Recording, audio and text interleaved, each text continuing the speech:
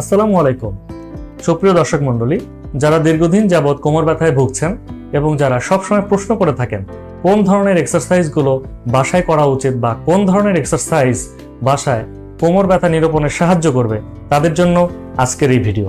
বিভিন্ন ধরনের exercise protocol আমরা বিভিন্ন সোর্স থেকে পেয়ে থাকি, সবগুলো কি আপনার জন্য প্রয়োজনীয়?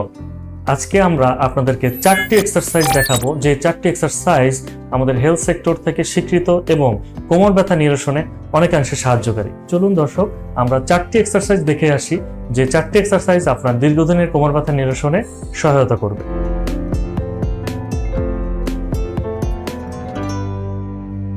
প্রথমে যে এক্সারসাইজটি আমি আপনাদেরকে দেখাচ্ছি, সেই এক্সারসাইজটি করার জন্য আমাদেরকে এই পজিশনে আপনাকে থাকতে হবে এবং আস্তে আস্তে করে আমাদের হিলের উপরে স্লোলি প্রসেসে আমরা বসবো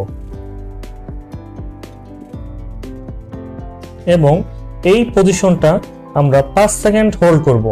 আপনি মনে মনে 5 সেকেন্ড গুনবেন এবং আস্তে আস্তে এই পজিশন থেকে আবার পুনরায় আগের পজিশনে চলে আসব। আমি আবার দেখাচ্ছি।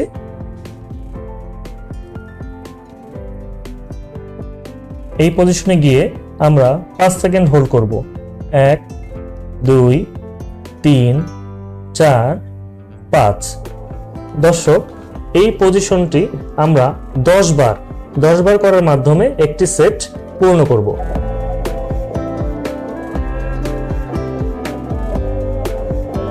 এবারে আমরা দ্বিতীয় এক্সারসাইজে যাচ্ছি। দ্বিতীয় এক্সারসাইজে যাওয়ার সময় আপনাকে সুপাইন অবস্থায় অথবা চিত অবস্থায় দেখানো অবস্থায় আপনাকে শুতে হবে এবং ধীরে ধীরে পা ভাঁজ করে দেখানো মতো ভাঁজ করে রাইট অ্যাঙ্গেল বা 90 ডিগ্রি। দেখুন দর্শক, আমার এখান থেকে এই পজিশনটা 90 ডিগ্রি অ্যাঙ্গেলে রয়েছে।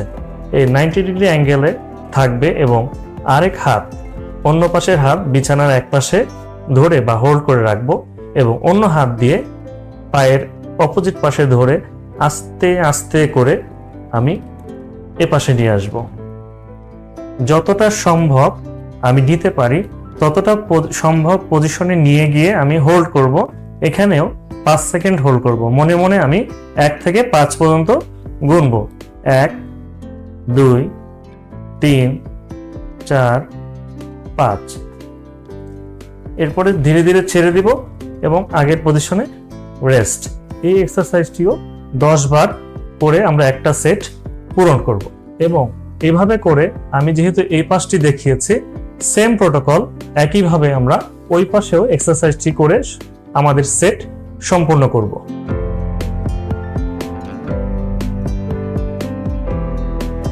3 নম্বর এক্সারসাইজটি হচ্ছে, আমরা উপর হয়ে শুয়ে আমাদের ঠিক শোল্ডার বরাবর আমাদের 2 হাত রাখবো। আমাদের যে কাঁধ আছে, কাঁধ বরাবর আমার 2 হাত রেখে কোমর না উঠিয়ে আস্তে আস্তে বুক ডাউনের ন্যায় চলে যাব এবং যতটা সম্ভব যাওয়া যায় ঠিক ততটা সম্ভব গিয়ে ওই পজিশনে আমরা 5 সেকেন্ড হোল্ড করব এবং ধীরে ধীরে আবার নেমে যাব।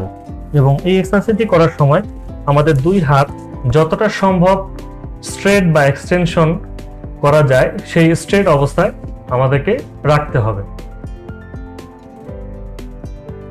এবং ধীরে ধীরে আস্তে আস্তে পূর্বের পজিশনে চলে যেতে হবে। একই নিয়মে এক্সারসাইজটি 5 সেকেন্ড করে 10 বার করে একটি সেট সম্পূর্ণ করতে হবে। 1 2 3 4 5।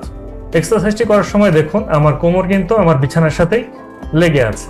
এই কোমর কখনোই বিছানা থেকে উপরে উঠে আসবে না।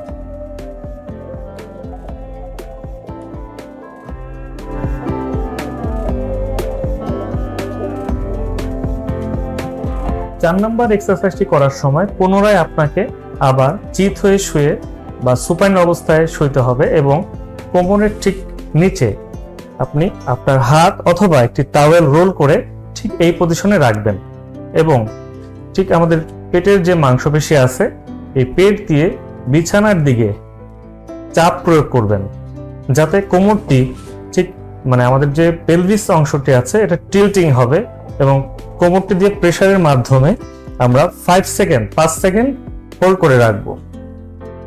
1 2 3 4 5, আবার ছেড়ে দিব। একই প্রোটোকলে আবার গিয়ে 1 2 3 4 5 গিয়ে ছেড়ে দিব। প্রত্যেকটি এক্সারসাইজের মতো এই প্রোটোকলটিও 10 বার করে একটি সেট সম্পন্ন করতে হবে। যে 4টি এক্সারসাইজ আপনাদেরকে দেখালাম, ঘরোয়া পদ্ধতিতে এই 4টি এক্সারসাইজ করতে পারলে আপনাদের দীর্ঘদিনের কোমর ব্যথা অনেকাংশে লাঘব করা সম্ভব।